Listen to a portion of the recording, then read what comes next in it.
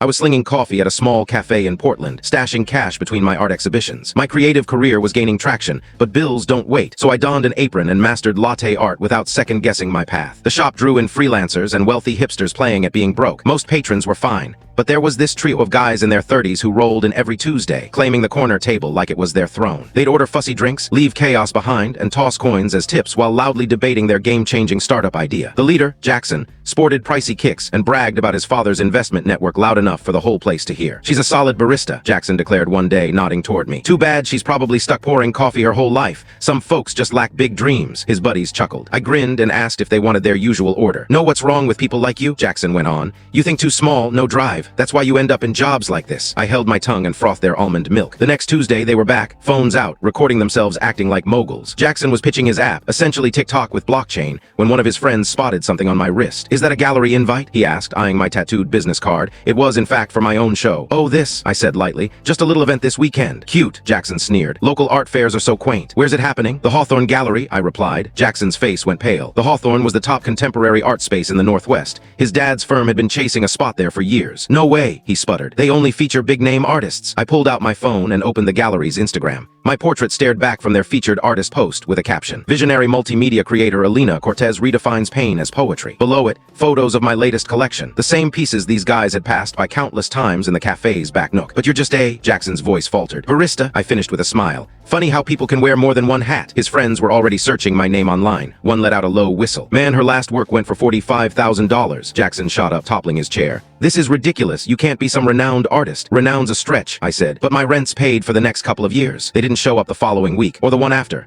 3 months later, I was at an art mixer when Jackson appeared looking desperate. His startup had imploded spectacularly. Turns out, blockchain TikTok was already a thing. "I've been reflecting on your journey," he said, cornering me by the wine bar. "It's amazing how you rose from nothing." I almost spit out my drink. "From nothing? You mean working service gigs, scraping by?" "Jackson," I cut in. "I have an MFA from Princeton. My parents are academics. I worked at the cafe because I like the calm mornings for drawing." His face cycled through shock and shame. "If you ever need a consultant," he started, grasping. "Actually," I said, spotting the gallery director nearby, "I've got some key art folks to mingle with." As I walked off, I overheard him telling someone how he'd found me back when I was a nobody.